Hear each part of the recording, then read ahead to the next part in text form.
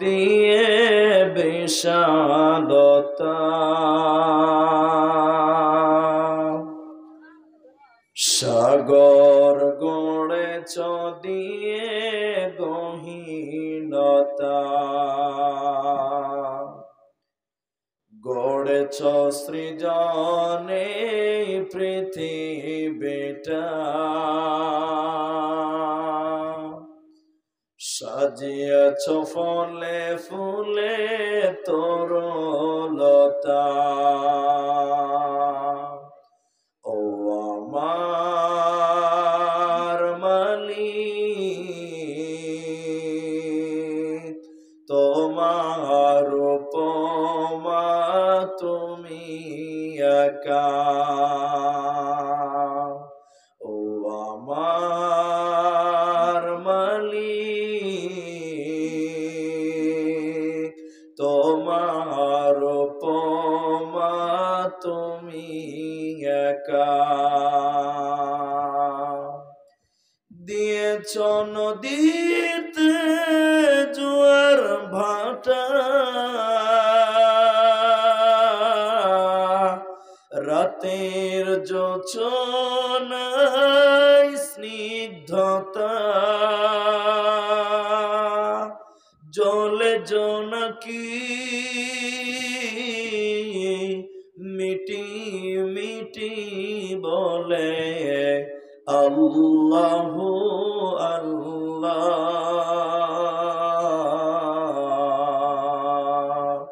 ও আমার মালিক,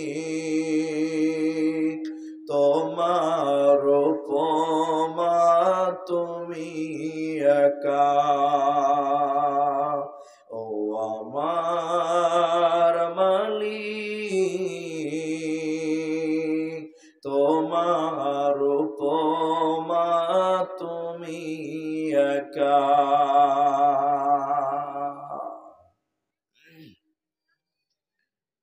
শ্রদ্ধেয় সম্মানীয়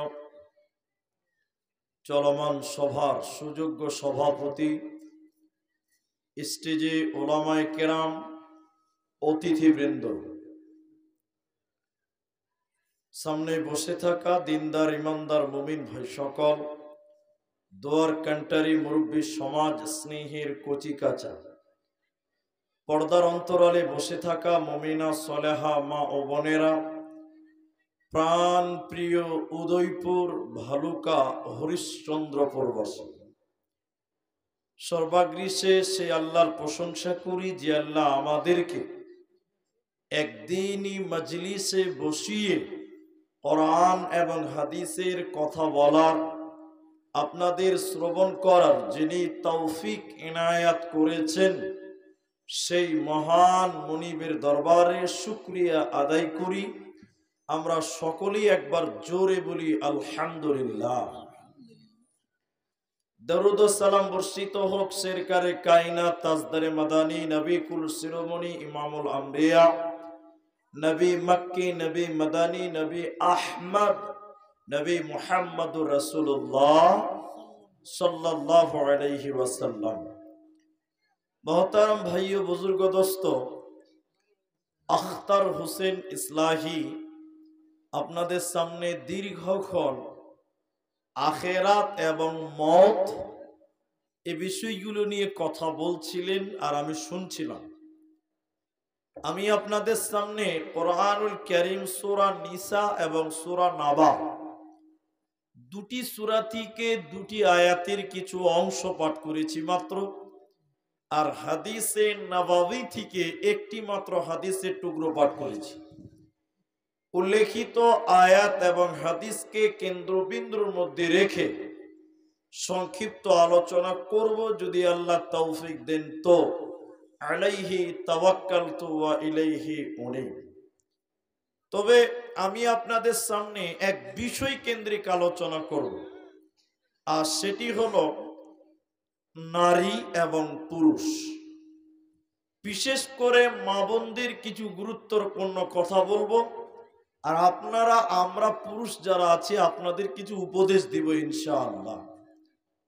আপনাদেরকে এই বিষয়ে ঢোকার পূর্বে দুটি মাত্র আবেদন করব। এক, এখানে যেটি মানুষ আছেন পুরুষ মানুষ, আমি কিছু কথা আপনাদের জিজ্ঞাসা করব, আপনারা মুখ খুলে উত্তর দেবেন। বলুন ইনশাআল্লাহ। কথা বলবেন, বলুন ইনশাআল্লাহ। অনেক লোক কথা বলে না, বলে মনে ভাবে যে বকবেন তো আপনি, আমরা কেন বকবো। কিছু এরকম পার্টি দুনিয়াতে অনেক জায়গাতে আছে, কথা বলে না। আপনি যদি মুখ খুলে কথা বলেন, আমি আপনাকে কিছু বুঝাতে পারবো আর আপনি কিছু বুঝতে পারবেন। আপনার বুঝতে সুবিধা আর আমার বুঝাতেও সুবিধা, দুইজনই যদি কথা বলেন তো। দ্বিতীয় কথাটা হচ্ছে যে আপনারা যারা এসেছেন পুরুষ মানুষ, মা বোনেরা যারা আছেন 10 মিনিট টাইম কেউই উঠবেন না। 10 মিনিট পর আপনার প্রয়োজন মনে হলে চলে যাবেন, না হলে বসে থাকবেন। 10টা মিনিট কেউ উঠবেন না। আরেকবার বলুন ইনশাআল্লাহ। এটা ধৈর্য ধরে বসতে হবে। জি, তবে পেশাব পায়খানা লাগলে উঠবেন, ওটা কোনো অসুবিধা নাই, ওটা জরুরত হতেই পারে। জি ভাই, এক বক্তা স্টেজে উঠেছে, উঠে বলছে, উঠছে খালি, আর একটা যুবক ছেলে 18 বছরের ছেলে উঠছে। বক্তা বলছে, এই बैठो, कहाँ जा रहे हैं, बैठो। উর্দুতে বলছে বক্তা, যে ছেলেটা এরকম করছে, এরকম এরকম, মানে বুঝতে পারছেন? বুঝতে পারেন না? পেশাব করতে যাবে, পেশাব করতে যাবে, এরকম এরকম করছে।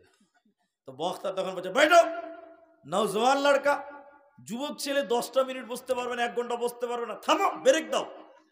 আচ্ছা বলুন, পেশাবকে ব্রেক দেওয়া যাবে? এটি লোক কথা বলে না, পেশাবকে ব্রেক দেওয়া যাবে? বক্তা জোরে ধমক দিচ্ছে, টুক করে বসে গেছে। বক্তা 1.5 ঘন্টা বক্তব্য রেখে নামছে, এবার বক্তা ইশারা করছে ছেলেটাকে, চলে চলো। তখন ও বলছে যে আর উঠে কি হবে, কেন উঠবি না, পেশাব করবি না? যা হওয়ার তা হয়ে গেছে, ওখানে আনলোড করে দিয়েছে। তো পেশাব ধরে রাখা যাবে না। আপনারা এতটি লোক আবার দাঁড়ালেন, আপনারা বসতে জায়গা পাননি, দেখেন জায়গা আছে, আল্লাহ রাস্তে বসেন। ভাই বলে দাদা বলে বলছি, বসেন। দাঁড়িয়ে কেন থাকবেন? এটা দাঁড়াবার জায়গা নয়, তো দাঁড়াবেন কেন? আল্লাহ রাস্তে বসেন, আল্লাহ রাস্তে বসেন। তো আমি নারী পুরুষ সম্পর্কে বলতে গিয়ে আপনাদের 3টি জরুরি কথা বলবো, 10 মিনিট টাইম নিয়েছি। একজন মানুষ বলছেন, একজন দার্শনিক বলেন, একজন মানুষ অর্ধেক মানুষ, একজন মানুষ অর্ধেক মানুষ, নারী হোক পুরুষ হোক অর্ধেক। যখন সেই মানুষটা বিবাহ বন্ধনে আবদ্ধ হয়, যখন মানুষটা বিবাহ বন্ধনে আবদ্ধ হয়, নারী হোক চাই পুরুষ হোক, এই স্বামী স্ত্রী দুইজন মিলে হয় পুং মানুষ, পুং মানুষ, পুং মানুষ।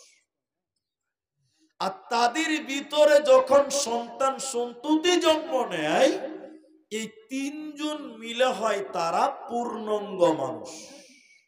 কথা বুঝতে পারলেন? তাহলে পূর্ণাঙ্গ মানুষের আলোচনা করতে গেলে কখনো নারীদের বলবো, কখনো পুরুষকে বলবো, কখনো শিশুদের বলবো, কখনো গার্জেনকে বলবো। একটু অনুরোধ করছি, ধৈর্য ধরে বসতে হবে। এখন পৃথিবীতে অনেক সংগঠন তৈরি হয়েছে, যে সংগঠনের লোকেরা বলে মেয়েদেরকে সমান অধিকার দিতে হবে।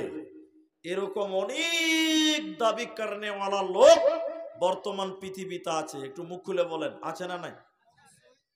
কিন্তু নারী পুরুষের সমান অধিকার আল্লাহ দিয়েছে না, নারী পুরুষের সমান অধিকার দেয়নি। তবে হ্যাঁ, মেয়েদের যতটা দরকার আল্লাহ ততটাই দিয়েছে। যদি পুরুষের সমান অধিকার দেওয়া হতো, তাহলে মেয়েরা লোড নিতে পারত না। একটু অনুরোধ করছি, কথা বলবেন। 10টা মিনিট টাইম বসেন আল্লাহর রাস্তায়। যেমন উদাহরণ দিলে বুঝতে পারবেন। আপনাদের পার্শ্বে আছে মোহনপুর, ওই মাদ্রাসাটা দেখলাম। মনে করলেন এই গ্রামে আমার বাড়ি, আমার বাড়ি এই গ্রাম উদয়পুর, মোহনপুরে প্রধানের বাড়ি। রাত 1:30টার সময় আমার স্বামী স্ত্রী দুজনেতে ঝগড়া হয়েছে, হতেই পারে, অনেক ঝগড়া। তা আমার স্ত্রী বলছে তোমার বাড়ি থাকবো না, তোমার ভাত খাবো না। তা আমি দরজা লাগিয়ে দিয়েছি, থামো, প্রধানকে ডেকে নিয়ে আসি। মোহনপুর গেছি 1.5 কিলোমিটার দূর। মোহনকে গেছি রাত 2টা বাজে, তখন প্রধানের বাড়িতে মোহনপুরে। প্রধানকে যেই বলছি, চাচা চলেন এটা বিচার করতে হবে, রাতারাতি আপনার বৌমা ঝামেলা করছে, দিনে সব জেনে যাবে, গোপনে গোপনে করতে হবে। চাচা ছিল পঞ্চায়েতের প্রধান, সাইকেলটা নিয়ে রাত 2টায় বলছে, দেখি দেখি কি হয়েছে তোর ঝামেলাটা। সবাই মুখ খুলে বলেন, প্রধান যদি মেয়ে মানুষ হতো রাত 2টার সময় আপনার সঙ্গে আসতে পারত? জোরে বলুন, পারত না। তাহলে সমান অধিকার চলবে? মেয়ে পুলিশ দেখেছেন? মেয়ে পুলিশ রাতের বেলায় অনেক জায়গায় সিভিক দাঁড়িয়ে থাকে, ডিউটি করে, কিন্তু কোনদিন কেউ দেখেছেন মেয়ে পুলিশ রাত 1টার সময় একা ডিউটি করেছে? কেউ দেখেছেন না? ওর পেছনে আবার 2টা খালু দাঁড়িয়েছে, 2টা খালু দাঁড়িয়েছে। মমতাও জানে এ মাল গোলমাল করে দিবে যদি একাই ডিউটি করতে লাগায়। ঠিক বললাম না ভুল বললাম বলেন? তাহলে নারী পুরুষের সমান অধিকার চলবে না। আল্লাহ মেয়েদের যোগ্য সম্মান দিয়েছে, যতটা দেওয়া দরকার। এ ব্যাপারে কথা বলতে গেলে ঘন্টা খানিক লাগবে। মেয়েদের কি অস্তিত্ব ছিল, কেমন অবস্থা ছিল, ওইদিকে আর গেলাম না। আমার মূল আলোচনা নারী এবং পুরুষ। তো আল্লাহ মেয়েদের মেয়েদের মতন সৃষ্টি করেছেন, পুরুষদের পুরুষদের মতন সৃষ্টি করার পর মেয়েদের কিছু স্পেশাল আমল আল্লাহ বলেছেন, পুরুষদের কিছু স্পেশাল আমল আল্লাহ তাবারাক ওয়া তাআলা বলেছেন। অতএব সে আমলগুলোকে যদি মেয়েরা গুরুত্ব সহকারে মেনে নেয়, পুরুষেরা যদি গুরুত্ব সহকারে মেনে নেয়, দুনিয়াতে তাদের আরাম আয়েশ শান্তি হবে, মরার পর তাদের জান্নাত হবে। বলুন ইনশাআল্লাহ। আল্লাহ বলছেন মেয়েদেরকে দেখেন, বিসমিল্লাহির রহমানির রহিম। ইয়া আইয়ুহান নাবিয়্যু কুল্লি আজওয়াজিকা ওয়া বানাতিকা ওয়া নিসাইল মুমিনিন। আল্লাহ তাবারাক ওয়া তাআলা তার নবীকে বলছেন, নবী আপনি বলে দেন, আজওয়াজিকা আপনার বিবিদেরকে, ও বানাতিকা আপনার মেয়েদেরকে আপনি বলে দেন, মুমিনা নারীদেরকে বলে দেন, ওরা যেন চাদরটা তাদের শরীরের উপর দিয়ে বইয়ে নাই, ওরা যেন তাদের ওড়নাটা মাথার বুকের উপর দিয়ে বইয়ে নাই। কারণ এই শরীরটা যেন তারা ঢেকে নাই। তারা যদি এই শরীরটা ঢেকে না নাই, পর্দার ভিতরে যদি না থাকে, আল্লাহ তাদেরকে জাহান্নাম দেবে, ওরা জান্নাতে যাবে না, পাবে না। এজন্য আল্লাহ তাবারাক ওয়া তাআলা বলে, নবী তুমি বলে দাও তোমার বিবিদেরকে, তোমার মেয়েদেরকে, মুমিনা নারীদেরকে তুমি বলে দাও, ওরা যেন তাদের ওড়না এবং চাদরটা শরীরের উপর দিয়ে বইয়ে নাই, তারা যেন তাদের আবরুকে ঢেকে নাই। কারণ না হলে আল্লাহ জাহান্নাম দেবে। মুসলিম শরীফের ভিতরে আল্লাহর নবী বলছেন, শুনেলেন উদয়পুরের বোনেরা, আল্লাহর নবী বলেন 2 প্রকার মানুষকে আল্লাহ জাহান্নাম দেবে। 2 শ্রেণী মানুষ কিয়ামতের দিন জাহান্নাম যাবে। নবী বলেন, আমি বিশ্ব নবী তাদেরকে দেখি নাই, এর মানে নবীর জামানায় তারা ছিল না। 2 শ্রেণী লোক তারা জাহান্নাম যাবে। তারা কারা? প্রথম নাম্বার নবী বলেন, নিসাউন মহিলা, কাসিয়াতুন আরিয়াতুন মুমিলাতুন মাইলাতুন।